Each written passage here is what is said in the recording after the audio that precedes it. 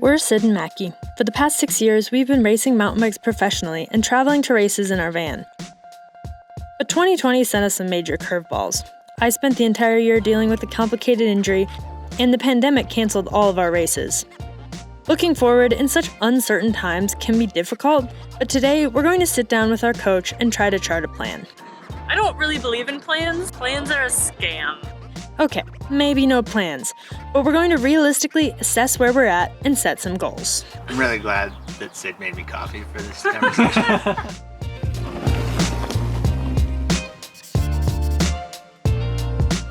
All right, as you can see, it snowed last night. We decided 3 inches. Mike said that I should just go and do like an endurance ride, staying primarily on pavement so that I don't get totally disgusting and covered in junk. Last week, Sid got the go-ahead from our PT Dane to start riding, so for the first time in a long time, we got to ride together. As instructed, she only rode for 20 minutes, but it felt like a big step in the right direction and showed that all the work she's been doing is paying off.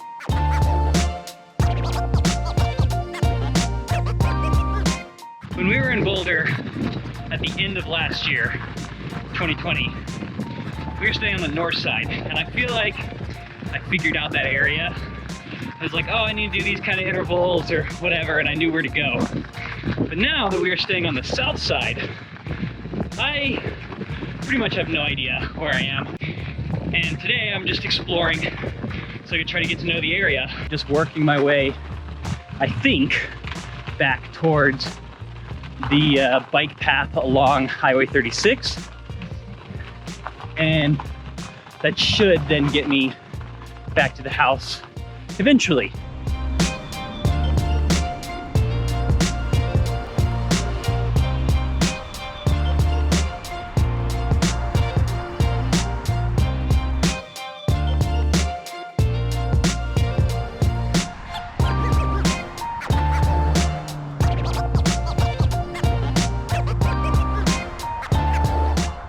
Look out, Goose!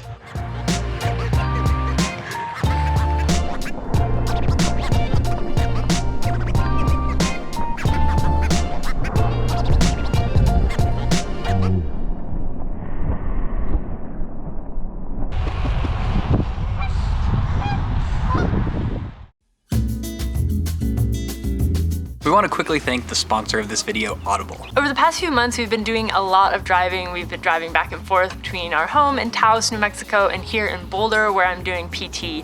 And our favorite way to pass time on these drives is listening to audiobooks. Because if you're driving, you might as well learn something. Exactly. One of the titles we listened to recently is Breath by James Nestor, which is all about how the way we breathe affects our health and well-being. Listening to this audiobook has inspired both of us to start a daily breathwork practice. And it's also impacted my goals for the coming year and how I've approached my recovery. So if you want to hear a little bit more about how breathwork is part of my goals for this year, stay tuned to the end of the episode. As an Audible member, you get credit for 1 audiobook each month, as well as access to the all-new Audible Plus catalog, which offers thousands of podcasts, audiobooks, Audible originals, and guided fitness and meditations. Visit audible.com/Sid and Mackie or text Sid and Mackie to 500-500 to start your free 30-day trial today. That's gonna be attractive. Trying to catch my mask. Got my coffee in one hand, my mask is blowing away. It's a beautiful morning in the pandemic. I'm not gonna use any of this footage.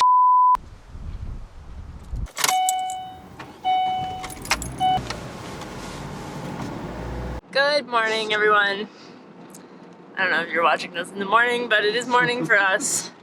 So in our little distorted reality, it is morning for you too.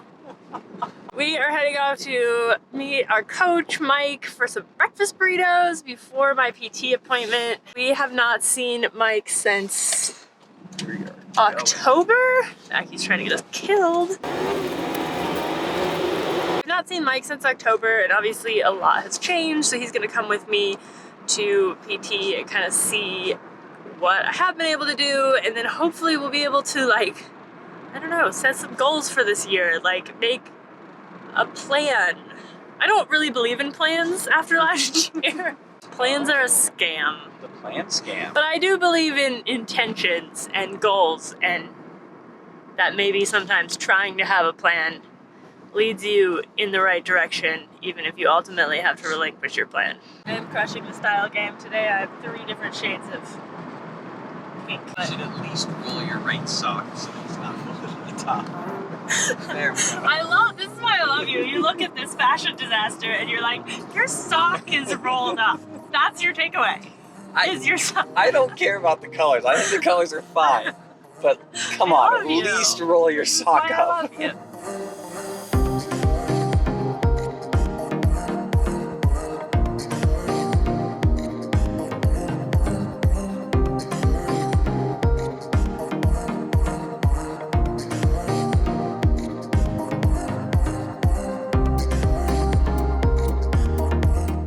That was an awesome little find. I'm very excited to eat this burrito. How is it?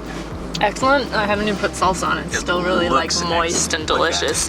Wow. Steaming. Wow. I feel like you know it's gonna be good when it's in a cart and the salsa is in like you put your own salsa in a thing. Like those are 2 signs that you're gonna get a good burrito. Totally.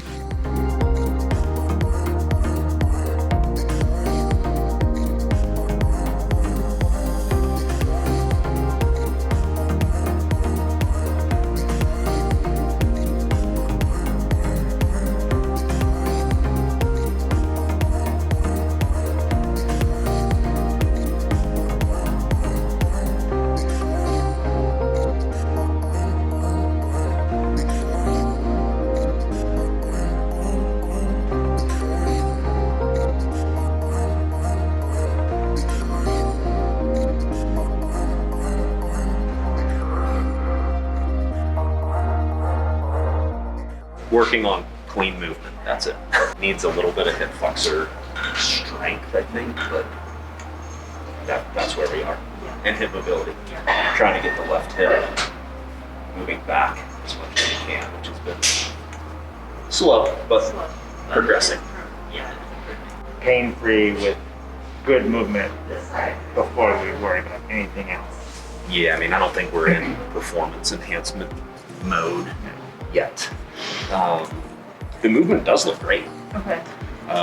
Now it's just finding the balance of, we want to add extra resistance to promote a strength gain without overdoing it.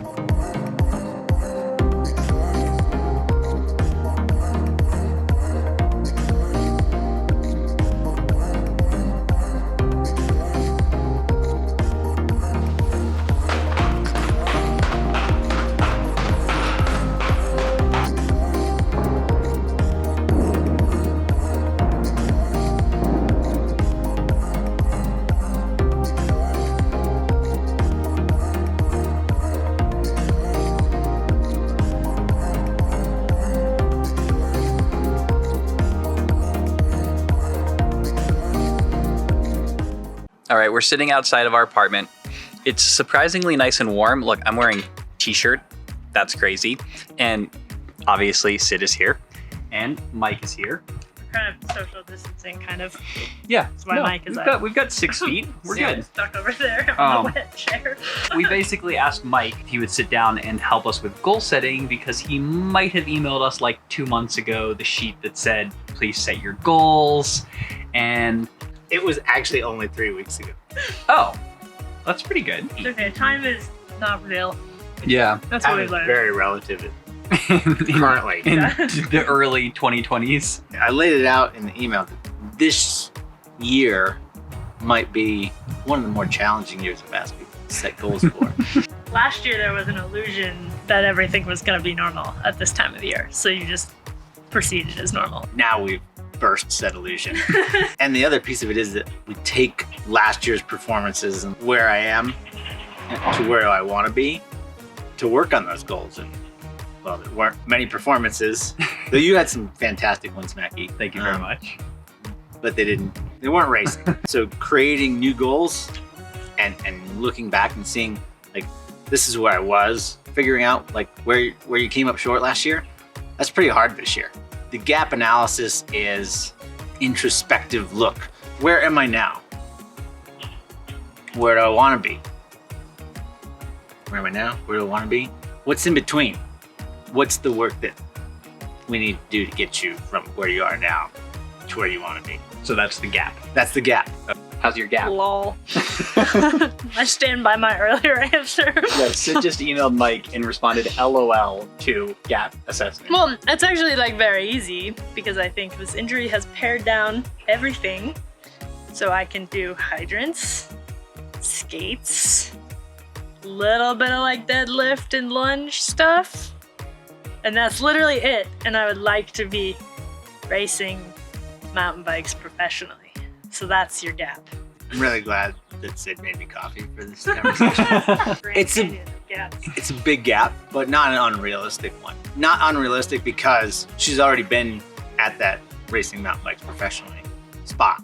So now the work is to get her back there in a better place from a health and function standpoint.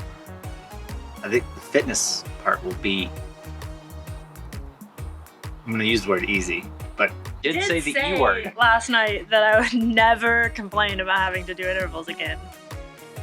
Because I was jealous that Mackie was doing intervals in the snow.